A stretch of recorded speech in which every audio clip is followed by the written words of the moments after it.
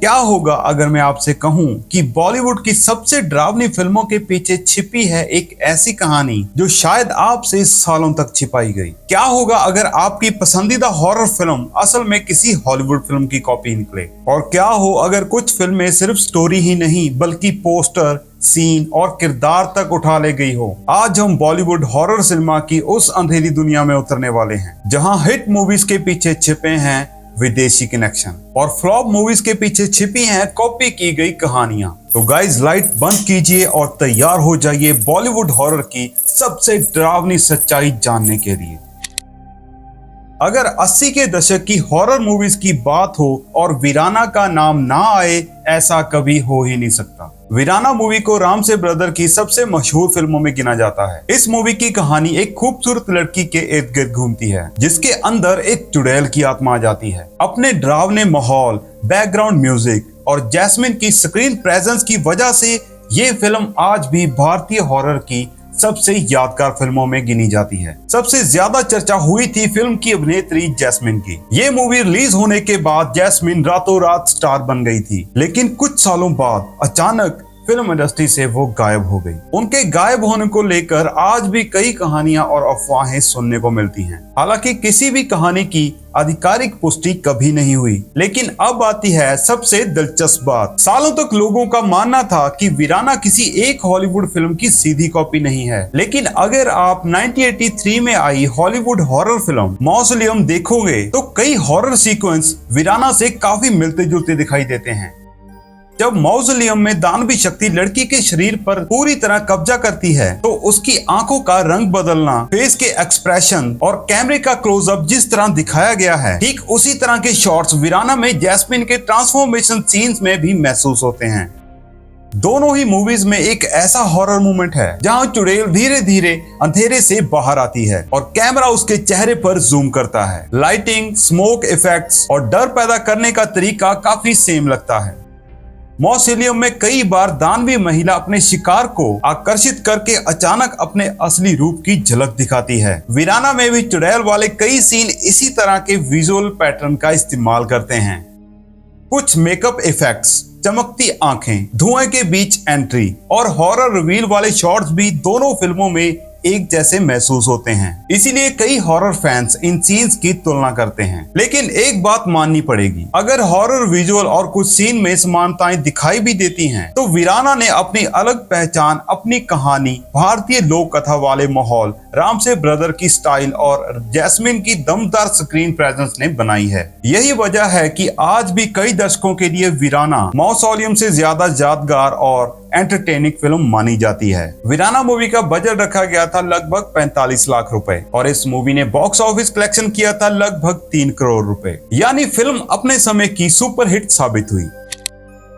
अब बात करते हैं एक ऐसी बॉलीवुड हॉरर फिल्म की जिसका नाम आज शायद बहुत कम लोगों को याद होगा, लेकिन जिसने हॉलीवुड हॉरर फैंस का ध्यान जरूर खींचा था। हम बात कर रहे हैं साल 2010 में रिलीज हुई कालो मूवी की। अगर आपने कालो और हॉलीवुड की जीपर क्रीपर 2 दोनों फिल्में देखी हैं, तो शायद आपने भी कुछ ऐसी समानताएं नोटिस की होगी जिन्हें की नजरअंदाज करना तो बड़ा मुश्किल है।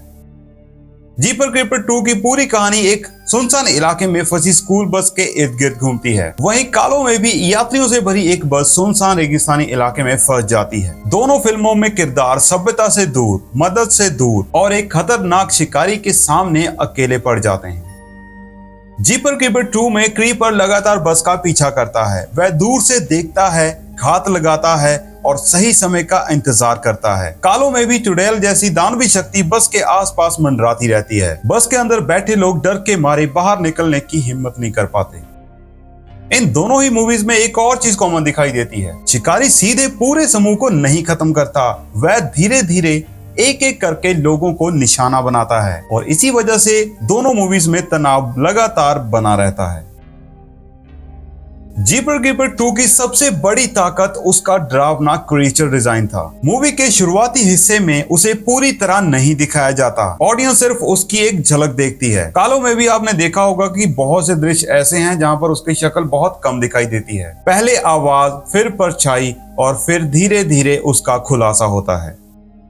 दोनों मूवीज के कई सबसे टेंस सीन व्हीकल के अंदर होते हैं। बाहर मौत घूम रही होती है और अंदर बैठे लोग अगला शिकार कौन होगा इसका इंतजार कर रहे होते हैं। रात के समय होने वाले हमले, अचानक खिड़कियों के बाहर दिखाई देने वाली आकृतियां और अंधेरे में छुपा हुआ खतरा, ये सारे एलिमेंट जीपर क्रीपर 2 की याद दिलाते हैं। दोनों मूवीज की स्टोरी का मुख्य आधार एक जैसा महसूस होता है, एक समूह, एक सुनसान जगह और एक अलौकिक शिकारी जो उन्हें एक एक करके खत्म करना चाहता है। क्या कालो मूवी पूरी तरह जीपर क्रीपर 2 की कॉपी थी? इस सवाल का कोई आधिकारिक जवाब नहीं है, लेकिन इतना जरूर कहा जा सकता है कि दोनों फिल्मों के बीच मौजूद समानताएं सालों से हॉरर फैंस के बीच चर्चा का विषय रही हैं। कुछ लोग इसे महज इंस्पिरेशन मानते हैं, जबकि कुछ दर्शकों को ये समानता सहयोग से कहीं ज्यादा लगती है। फैसला आप खुद कीजिए। अब बात करते हैं एक ऐसी मूवी की जो टेक्निकली रूप से हॉरर नहीं थी, लेकिन इस मूवी के विलन ने दर्शकों को बुरे सपने जरूर दिए। संघर्ष की कहानी काफी हद तक हॉलीवुड की Oscar winning film the silence of the lamb से इंस्पायर्ड मान जाती है। अगर गाइस आपने ये दोनों मूवीज देखी हैं तो आपको कई समानताएं दिखाई देंगी। जैसे द साइलेंस ऑफ लैम्ब्स में FBI एक खतरनाक सीरियल किलर की मदद से दूसरे अपराधियों को पकड़ती है, वैसे ही संघर्ष में भी एक जांच एजेंसी एक कैदी की मदद लेती है। लेकिन इस मूवी का सबसे बड़ा आकर्षण थे आशुतोष राणा जी। उनका लज्जा शंकर पांडे वाला किरदार आज भी बॉलीवुड के सबसे डरावने विलन्स में गिना जाता है। इस मूवी का बजट रखा गया था लगभग 6 करोड़ रुपए और इस मूवी ने कलेक्शन किया था लगभग 15 करोड़ रुपए। फिल्म बॉक्स ऑफिस पर सफल रही और बाद में कल्ट स्टेटस हासिल कर गई। क्या आपको याद है उर्मिला मातोंडकर की फिल्म नैना? नैना असल में 2002 की हांगकांग सिंगापुर फिल्म द आई का आधिकारिक रीमेक थी। दोनों मूवीज में नायिका की आंखों का ट्रांसप्लांट होता है, लेकिन ऑपरेशन के बाद वो ऐसी आत्माओं को देखने लगती है जिन्हें कि आम लोग नहीं देख सकते। लिफ्ट में भूत दिखने वाला सीन और हॉस्पिटल के कई सीन्स लगभग ओरिजिनल फिल्म से मिलते जुलते हैं। इस मूवी का बजट रखा गया था लगभग 4 करोड़ रुपए और इस फिल्म ने कलेक्शन किया था लगभग 9 करोड़ रुपए। मूवी ने गाइस अच्छा प्रदर्शन किया और आज भी इसे बॉलीवुड की बेहतर हॉरर फिल्मों में गिना जाता है।